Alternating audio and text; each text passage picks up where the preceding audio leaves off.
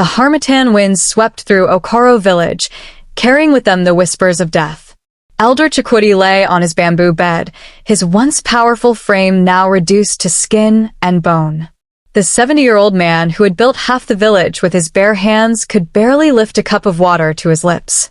3 days, the village healer had said, shaking his head as he packed his cowrie shells and herbs. Maybe 4 if the ancestors are merciful. Outside the elder's compound, his 3 children gathered like vultures circling a dying beast. Obi, the eldest son, paced back and forth, his expensive leather shoes kicking up red dust. He had returned from the city in his black Mercedes, designer sunglasses perched on his head even as the sun set. "We need to discuss the land," Obi said, his voice low but urgent. "Father owns 12 acres in the city center. Do you know what that's worth now? Millions." His sister Adana sat on a wooden stool, fanning herself with a magazine. Gold bangles clinked on her wrists with every movement. "The land can wait, Obi. What about the houses? The rental properties? Mother's jewelry?" The youngest, Emeka, leaned against the compound wall, silent.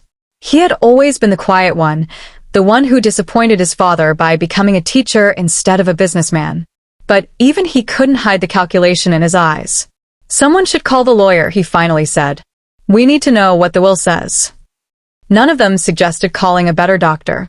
None of them offered to sit by their father's bedside. The old man had been alone for 3 days, tended only by his elderly housemaid, who was nearly as weak as he was. That evening, as the children argued over who would get which property, a stranger appeared at the compound gate. She was young, perhaps 25, with skin like polished mahogany and eyes that seemed to carry ancient sadness. Her wrapper was faded and patched in several places, and she wore no shoes. In her hands, she carried a clay pot covered with a white cloth. "Please," she said softly to the housemaid who answered the gate. "I heard Elder Chikwudi is unwell. I've brought him water from my village well. It's known for its healing properties." The housemaid, grateful for any help, led her inside.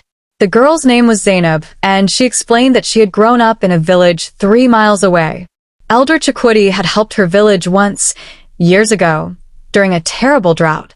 He had sent trucks of water and food when no one else would help. "I never forgot his kindness," Zainab said, her voice breaking with emotion. "When I heard he was dying, I had to come. I have nothing to give but this water and my time." The housemaid wept. Finally, someone who cared. Obi barely glanced at Zainab when he saw her that evening. "Who's this one?" he asked dismissively.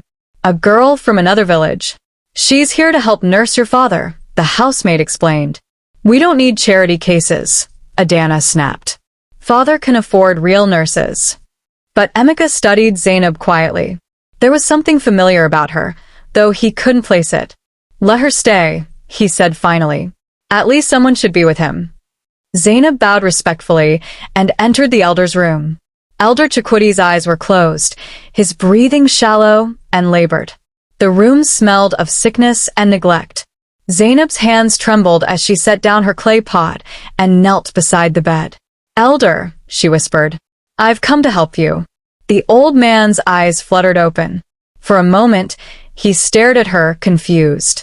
Then something like recognition flickered across his face, followed quickly by fear. "You," he rasped. "Your eyes." "Sure," Zainab soothed, lifting a cup of water to his lips. "Save your strength. Drink this. It will help you feel better." The elder tried to turn his head away, but he was too weak. The water trickled into his mouth, and he swallowed reflexively. "Good," Zainab murmured, stroking his forehead with surprising tenderness. "Very good." As night fell over Okoro village, Zainab settled into a corner of the elder's room on a woven mat. The housemaid brought her a thin blanket and a plate of yam porridge, touched by the young woman's dedication. Outside, the 3 children had retreated to a nearby hotel, unwilling to sleep in their childhood home. It held too many memories, too many expectations they had failed to meet. In the darkness, Elder Chikwudi stirred. "Why did you come?" he whispered to the shadow in the corner. Zainab rose and moved closer to his bed. The moonlight through the window cast half her face in silver, half in shadow. "You know why," she said quietly. "You've always known this day would come." The elder closed his eyes, and a single tear rolled down his weathered cheek. "I'm sorry," he breathed. "Sorry isn't enough," Zainab replied. "But it's a start." She settled back onto her mat, and the room fell silent except for the old man's labored breathing and the distant sound of night birds calling warnings that no one would hear. The storm was gathering, and Okoro village had no idea what was coming. By the second day, Zainab had become indispensable. She woke before dawn to fetch fresh water from the well, prepared light meals that the elder could actually swallow, and clean his room until it no longer smelled of death approaching. The housemaid praised her endlessly. "This girl is an angel," she told anyone who would listen. "She doesn't sleep, doesn't complain. She just serves." Word spread through the village. Women began stopping by the compound to see this mysterious girl who cared for a dying elder who wasn't even her own family. They brought her food, clean wrappers, and words of encouragement. "Your parents raised you well," one old woman said, pressing a few naira notes into Zainab's hand. Zainab smiled humbly and refused the money. "I need nothing. Serving the elder is reward enough." This only made them love her more. Meanwhile, the elder's children grew more irritated by her presence. Obi arrived on the second afternoon with his lawyer, a sharp-faced man in a gray suit who carried a leather briefcase like a weapon. "We need father to sign some documents," Obi announced. "While he still can." Zainab stepped out of the elder's room, wiping her hands on her wrapper. "He's sleeping. The healer said he needs rest." "I don't remember asking your opinion," Obi snapped. "You're not family. Stay out of family business." "Brother," Emeka interjected quietly. "She's just trying to help." "Help." Adana laughed bitterly. "Nobody helps for free, Emeka. Wake up. This girl wants something." Zainab kept her eyes lowered, the picture of humble submission. "I want nothing, madam. Only to ease the elder's suffering." "Then ease it by getting out of our way," Obi said, pushing past her into his father's room. The lawyer followed, and within minutes, angry voices erupted from inside. "I won't sign it." Elder Chikuti's voice, weak but defiant, carried through the compound. "That land, it's not for selling." "Father, be reasonable," Obi pleaded. "The developers are offering 70 million naira. We can split it." "Get out," the elder wheezed. "All of you, get out." The lawyer emerged first, shaking his head. Obi followed, his face twisted with rage. "Stubborn old fool," he muttered. "He'll die, and leave us nothing but problems." Zainab waited until they left, then slipped back into the room. Elder Chikuti was agitated, his breathing even more labored than before. Zainab helped him sit up, supporting his frail body with surprising strength. "They don't understand," the elder gasped. "That land, it doesn't belong to me." "Not really." "I know," Zainab said softly. "I know exactly what that land means." The elder's eyes widened. "You know about everything," Zainab confirmed. "I know everything, elder. That's why I'm here." She reached for the clay pot and poured fresh water into a cup. "Drink this. You're getting dehydrated from all the excitement." The elder stared at the cup, then at her face. "What do you really want from me?" Zainab's smile was gentle, almost sad. "Justice," she whispered. "I want justice." Before the elder could respond, she tipped the cup to his lips, and he drank. That evening, Emeka returned alone. Unlike his siblings, he actually entered his father's room and sat beside the bed. Zainab had stepped out to give them privacy, but she lingered near the doorway, listening. "Father," Emeka said quietly, "I'm sorry we've been so focused on the wrong things." The elder's hand, thin and trembling, reached for his youngest son's. "You were always the good one, Emeka. The one with a real heart." "Then why does it feel like you're disappointed in all of us?" There was a long silence. "Because I raised you in luxury bought with blood money," the elder finally said. "And that shame is mine to carry." Emeka frowned. "What do you mean, blood money?" But the elder had fallen asleep, or perhaps had simply retreated from the conversation. Emeka sat there for another hour, holding his father's hand, before Zainab quietly returned. "You really love him," Emeka observed, watching how carefully she adjusted the elder's pillow. "Love and hate are not so different," Zainab replied enigmatically. "Both require deep feeling." "That's a strange thing to say." Zainab met his eyes for the first time, and Emeka felt a chill run down his spine. Her gaze was too knowing, too old for her young face. "Your father is a complex man," she said. "He has done both great good and terrible evil. I'm here to help him face both before he dies." "You talk like you know him." "Better than you do," Zainab said simply. "Better than any of you do." Before Emeka could ask what she meant, the housemaid called him to the phone. A hospital issue with his mother's old medical bills. By the time he returned, Zainab had locked herself in the room with his father, claiming the elder needed a sponge bath. That night, as the village slept, Elder Chikwudi woke in darkness to find Zainab sitting beside his bed, her eyes reflecting the single candle burning on the windowsill. "Are you here to kill me?" he asked hoarsely. "No," Zainab replied. "I'm here to make sure you die knowing what you destroyed." She reached into her bag and pulled out an old, faded photograph. Even in the dim light, the elder recognized it. His hands shook as he stared at the image of a young woman holding a baby girl. The woman's eyes were Zainab's eyes. "My mother," Zainab confirmed. "And me, 3 months old. 3 months before you took everything from us." The elder's breath came in short gasps. I thought you all died in the fire." "My mother did," Zainab said, her voice eerily calm. "But I survived. Raised by strangers. Fed on stories of the great Elder Chikwudi who stole our land, forged documents, and burned our home when we fought back. I didn't know anyone was inside," the elder choked out. "I swear I didn't know. But you knew you were stealing. You knew you were destroying lives." Zainab leaned closer. "That land your son wants to sell? That's my land. My birthright. The deeds you forged are in this very house." The elder closed his eyes, tears streaming down his face. "What do you want?" "Revenge." "I want what's mine," Zainab said. "And I want your children to know what kind of man built their golden lives." She stood and smoothed her wrapper. "Tomorrow, you're going to change your will. You're going to give me that land, the land that was always mine. And if you don't..." She didn't finish the sentence. She didn't have to. The elder lay awake until dawn, haunted by ghosts he thought he'd buried long ago. By the third day, Elder Chikwudi looked worse than ever. His skin had taken on a grayish tinge, and he could barely speak above a whisper. The village healer came again, shook his head gravely, and told the family to prepare for the end. Before sunset, the healer predicted, "He won't see another dawn." Obi immediately called his lawyer. Adana began making phone calls to caterers and funeral planners. Emeka sat in the corner, looking lost and sad. But Zainab never left the elder's side.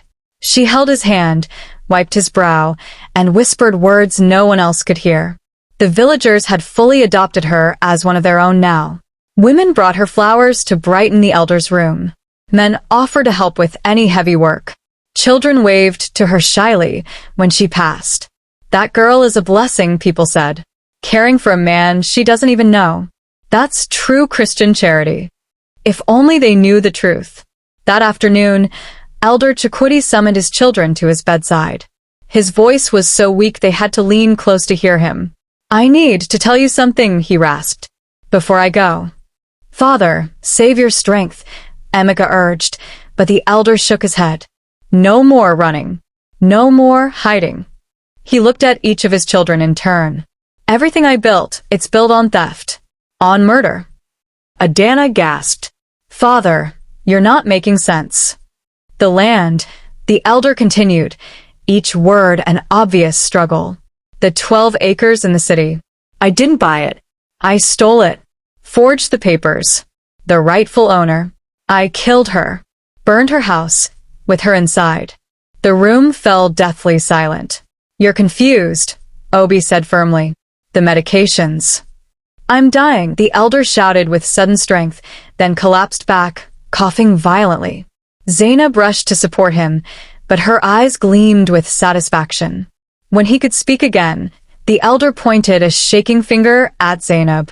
This girl, she's the daughter. The one who survived. She's come for what's hers. All eyes turned to Zainab. She stood slowly, her humble demeanor falling away like a shed skin. When she spoke, her voice was different. Harder, colder. My name is Zainab Okonkwo, she announced. Daughter of Adiz Okonkwo, the rightful owner of the land you call your city property. 25 years ago, your father wanted that land. My mother refused to sell. So he forged papers, and when my mother took him to court, he burned our house to destroy the evidence. That's ridiculous, Adana stammered. Why would he confess if you had no proof? Zainab smiled, and it was not a kind smile. Because I told him I'd poison the water I've been giving him if he didn't. And I've been watching him die slowly, knowing every sip brings him closer to the grave. Emeka lunged forward. You've been poisoning him? No, Zainab said calmly. That was the beautiful part. I haven't poisoned anything. The water is pure. But your father believed I had. His guilt did the rest. Stress. Fear. The strain on his already weak heart. She looked at the elder with something like pity. He's been killing himself. The elder's eyes were wide, understanding dawning. You didn't. I needed the confession, Zainab explained. I needed him to admit what he'd done in front of witnesses. The deeds he forged are useless now. With his confession, I can reclaim my mother's land. Obi's face had gone purple with rage. You manipulative little. Careful, Zainab warned. I've recorded everything on my phone, including your plans to sell stolen property and your father's full confession. The elders' council will hear it all.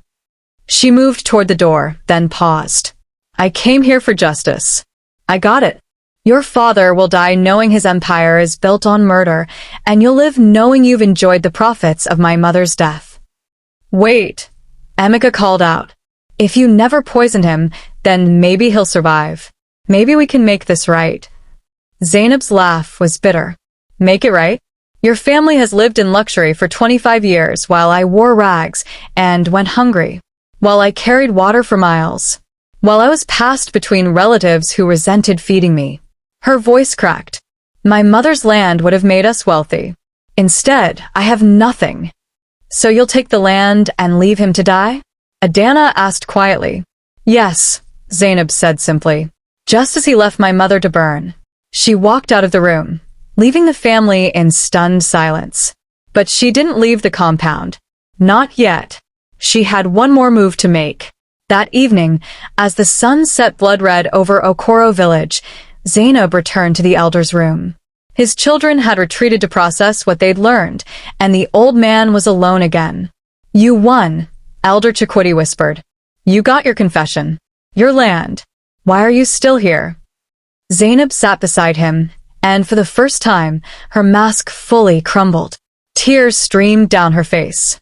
Because I'm tired, she sobbed. I'm so tired of carrying this hate. It's been my whole life, my whole purpose. And now that I have what I came for, I feel empty. The elder reached for her hand with his trembling one. Your mother, Adiz, she was a good woman. She deserved better. She deserved to live, Zainab choked out. Yes, the elder agreed. And I deserve to die with this guilt. But you, child, you deserve to live free of it. Don't let revenge poison the rest of your life. They sat together in the fading light, two people bound by tragedy, separated by justice, united by grief. I forgive you, Zainab finally whispered. Not because you deserve it, but because I deserve peace. Elder Chikwidi's eyes closed, and for the first time in 3 days, his face relaxed into something like peace. But Zainab's story wasn't over yet. Elder Chikwudi died just before midnight on the 3rd day, exactly as the healer had predicted. But he died peacefully, holding Zainab's hand, whispering apologies and prayers. The village mourned. Despite everything, Elder Chikwudi had done much good for Okoro. He had built the school, funded the borehole, helped countless families. His sins were great, but so were his contributions. The funeral was set for the following week. In the meantime, his children had to face the legal consequences of their father's confession. The recording Zainab had made spread through the village like wildfire. The elders' council convened. Lawyers were called. The city property, the 12 acres worth millions, was frozen pending investigation. Obi was furious. "You've destroyed us," he spat at Zainab when they crossed paths at the lawyer's office. "Was your revenge worth it?" "Ask my mother," Zainab replied coldly. But Emeka approached her differently. "I'm sorry," he said simply, "for what my father did. For what we enjoyed without questioning. I'm sorry." Zainab studied him, surprised by his sincerity. "You're not like them." "Maybe," Emeka said. "Or maybe I'm just better at hiding it. But I mean it. What can we do to make this right?" "Give me what's mine," Zainab said. "The land. The deeds. Don't fight me in court." "And if we do that," Adana interjected, having overheard, "what happens to us?" "That land is our inheritance. Our children's future." "Your inheritance is stolen," Zainab shot back. "My children, if I ever have any, have nothing because of your family." The legal battle began in earnest.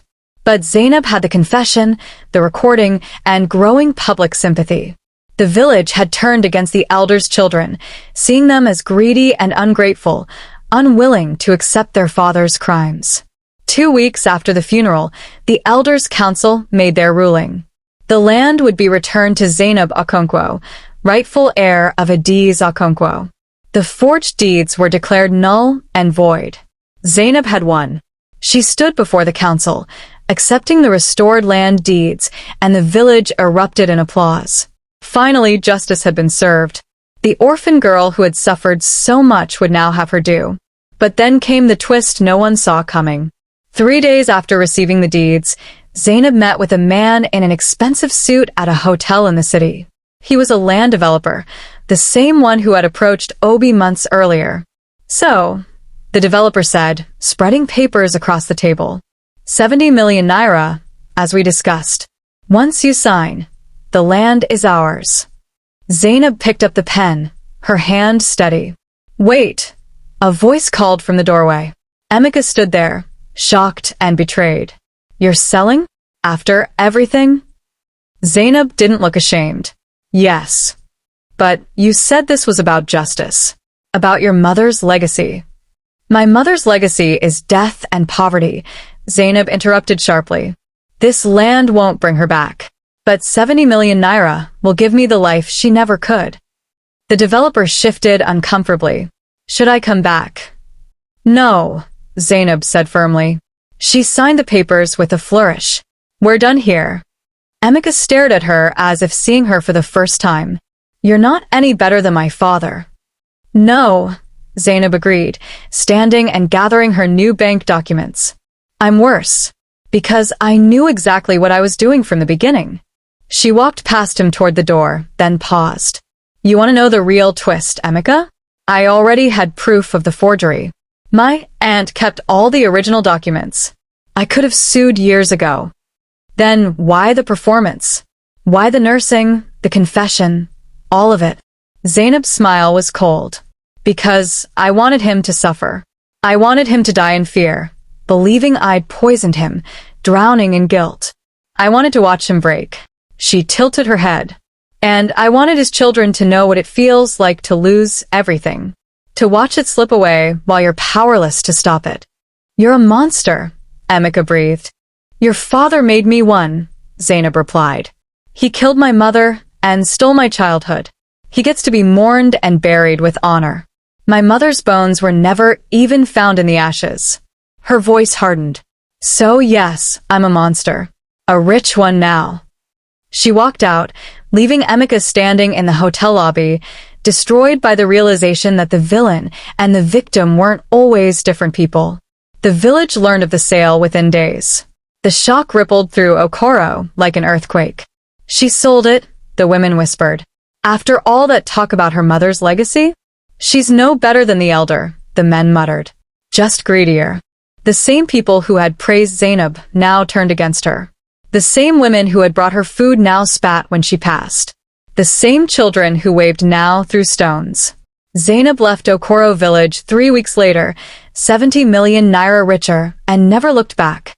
But on her last night in the village, she visited Elder Chikwuti's grave. She stood there in the darkness, staring at the fresh mound of earth. "You were right," she whispered to the dead man. "Revenge did poison me, but at least I'm poisoned and rich." She placed a single flower on the grave, the same type of flower her mother used to grow in their garden, before it all burned down. Then she walked away into a future built on the same foundation as the elders' empire: betrayal, pain, and the ashes of what could have been. 6 months later, Emeka received a letter. Inside was a check for 10 million naira and a note in Zainab's handwriting. "For the school. Build a library. Name it after my mother, Adiz Okonkwo. Not for redemption, I don't believe in that anymore. But so someone remembers her name as more than just a victim." Z. Emeka stood in his small apartment, holding the check, trying to understand if this was guilt, grace, or just another manipulation. He would never know. And perhaps that was the most painful betrayal of all, that Zainab herself had become so twisted by her quest for justice that even her kindness felt like a weapon. The library was built. Adiz Okonkwo's name was carved in stone above its entrance. Children who never knew her story read books in her shadow. And somewhere far away, Zainab lived in luxury, her mother's face haunting her dreams every night, asking the question she could never answer. Was it worth it?